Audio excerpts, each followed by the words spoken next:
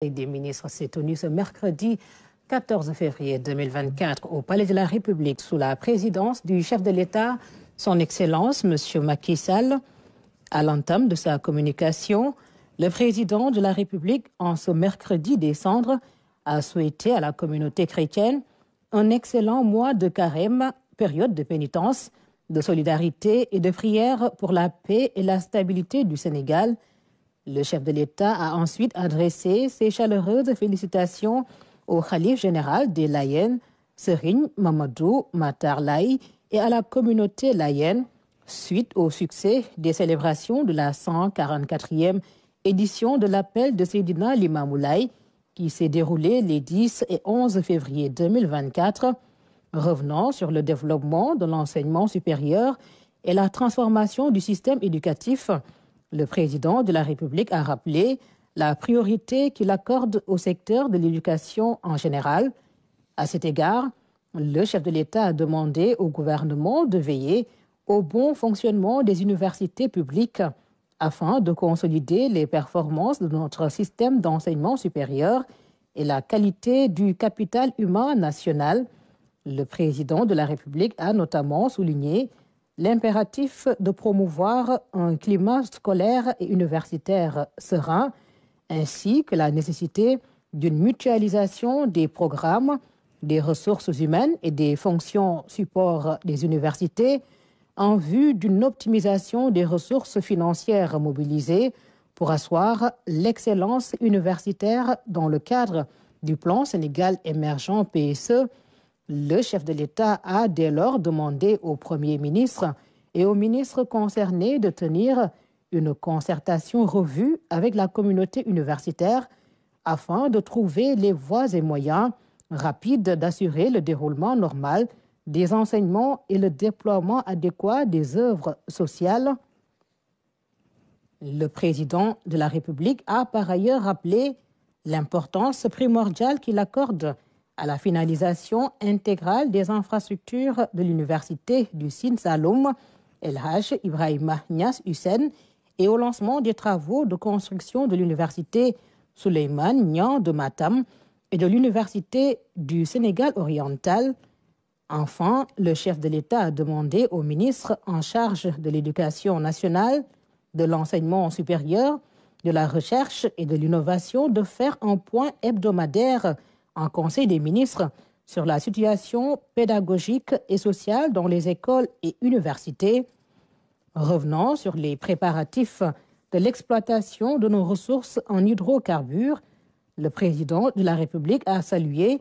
l'arrivée dans les eaux territoriales sénégalaises du navire FPSO, Floating Production, Storage and Offloading, ou FPSO, une unité flottante de production, de stockage et de déchargement, l'épaule Sédar Senghor, dans le cadre du projet Woodside Sangomar, FPSO Sénégal. Le chef de l'État a félicité le gouvernement, notamment les ministres chargés des Finances et du Pétrole, Petrosen Holding SA et toutes les parties impliquées pour le pilotage réussi de cette opération de grande envergure avec ce bâtiment qui lance le processus d'exploitation de nos ressources pétrolières et gazières. Le président a ainsi demandé au Premier ministre de tenir une réunion d'évaluation avec tous les acteurs publics et privés concernés, notamment le secrétariat du COS Pétrogaz, en vue d'assurer la mise en opération optimale du FPSO Léopold Sédar Senghor. Sur le climat social, la gestion et le suivi des affaires intérieures, le chef de l'État est revenu sur les sujets suivants.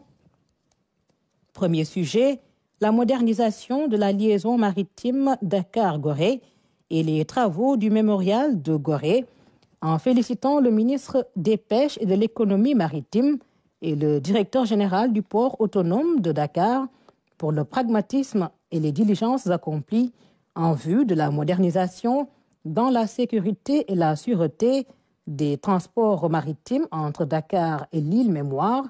Le président de la République a en outre demandé au ministre en charge du patrimoine historique,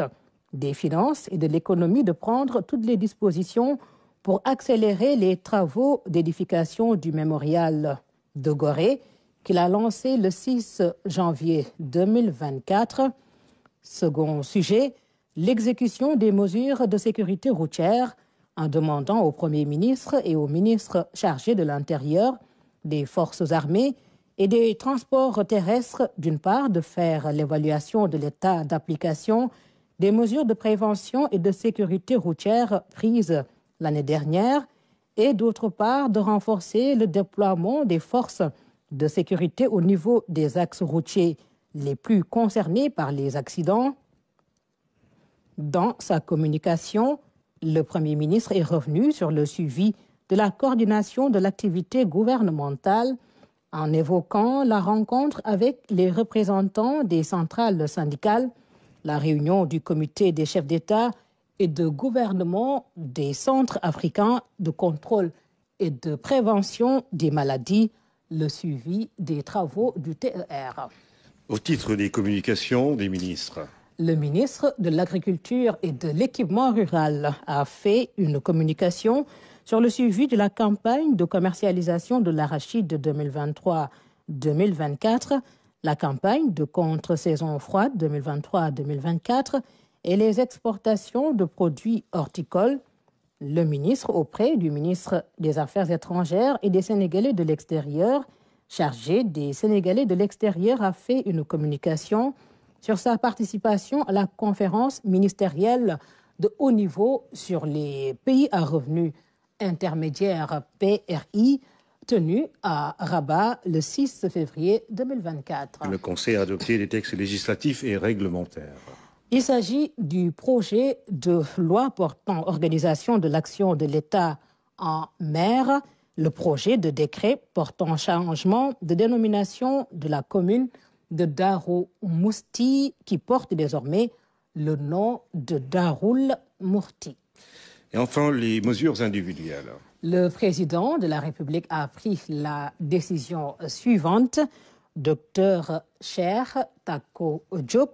médecin en santé publique et économiste de la santé, est nommé directeur général de l'Agence de la couverture maladie universelle en remplacement du docteur Bokar Mamadou Daf, admis à faire valoir ses droits à une pension de retraite. Arnaud, merci. C'était donc là la lecture du communiqué du Conseil des ministres. Prière, bénédiction et 40 jours d'abstinence. Le carême a débuté par le mercredi des